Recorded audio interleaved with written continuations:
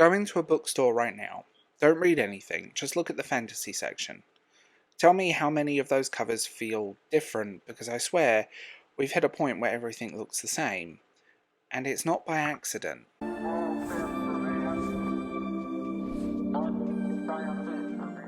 So, I wanted to go deeper with the book covers thing, because I've talked about them before, and I did kind of an overview of design language. It was funny how that got lost in the conversation, because it's just trends. Trends have always existed. No, Susan. Trends have always existed, yes, but Susan, I don't know who Susan is, can I just say this very bluntly? Design language used to be unique. So I'm going to ask you a question. Go to a bookstore right now, or go online, anywhere, and I mean properly look, not just browse. Google fantasy covers, and you'll realise something about design language. It's not that just the covers look similar, it's that they feel designed to disappear into each other. The unique language of design, when you have so many book cover artists on social media who are so interchangeable and generic, it really does tell when they're going where the money is. There's nothing wrong with that, by the way. It really just shows that design language as a whole is disintegrating. So, I'm Darth James. Welcome to this episode. Like, sub, type angrily in the comments, crucify me, sacrifice me on a mountain. Have fun. But if you're joking aside, if you want to explore other topics, early access, there's Substack, Patreon channel memberships. And I'm going to say this. It does sound dramatic, doesn't it? Oh my god, the end of design language. But hear me out. There is a key marketing difference. And this has come from the inside. Again, people ignore that. I am quite connected to the publishing industry. Covers used to compete with each other visually. There might have been a trend, but they were designed to compete with each other within that trend and within a certain design language. Now they compete functionally. They're not trying to stand out in a physical space anymore. They're trying to survive in a digital one. Tiny square, a scroll, a half second of attention, a thumbnail. So people in publishing are, instead of asking, what does this book feel like and what can we do within a current trend, because you can make these trends look amazing, by the way, that is a thing. The question has become, can you read it instantly at 2 centimeters on a phone? And I think once that becomes the priority, design language collapses. Because atmosphere doesn't scale down. Texture doesn't scale well at all. Complexity definitely doesn't. But a big bold font, perfectly center, safe color contrast, and a vague symbol or items that signal fantasy without saying anything specific. They scale perfectly. And I think that's where the real loss is happening, not just in aesthetics, but in interpretation. Older covers followed trends, even when they were messy. Let's be real, there are some horrible covers, even when they were a bit ridiculous. But it felt like someone's interpretation of the story. An artist has read something or been told something and made choices. Maybe exaggerated things, maybe got some details wrong, but there was a human filter to it. Now, a lot of modern covers don't feel like interpretations of the book, they feel like placeholders. Many of them are so interchangeable, they genuinely look like AI.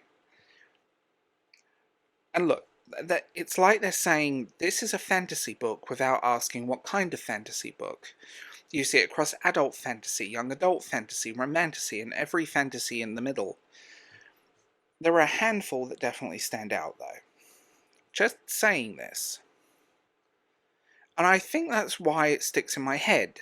I studied art in college, and we were always taught that everyone should have their own design language. But now, it's not just because the covers are samey, but it's the kind of erasure of design language. And that's a bigger deal than people realise. When you study art or even just care about it, you are literally told it isn't just decoration, it's communication. Every choice means something. Colours, composition, typography, spacing. All of it tells you how to feel before you engage with the content within the pages. So when everything starts using the same visual language, it doesn't just lose variety or diversity of design, it loses meaning. And that's where we loop back to what people in publishing have told me, because again, this isn't me guessing. This is literally how it's being discussed internally. Covers have always been treated as marketing tools first. Simple.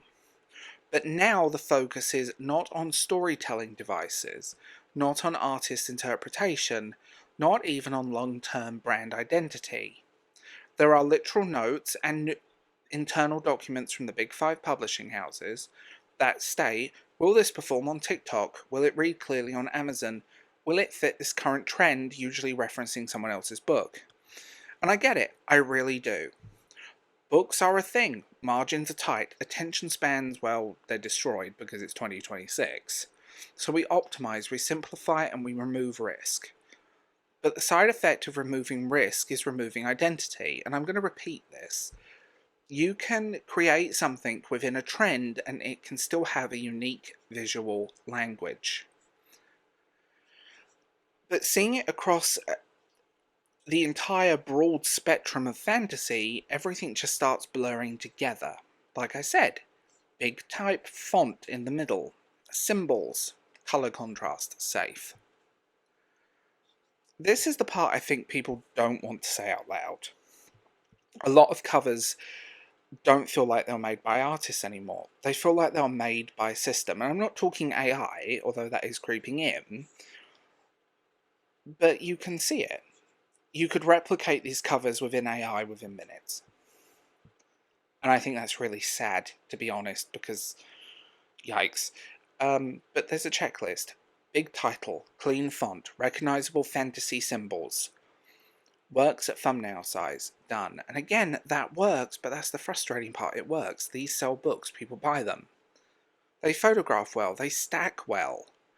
They look clean in hauls and reels and aesthetic videos.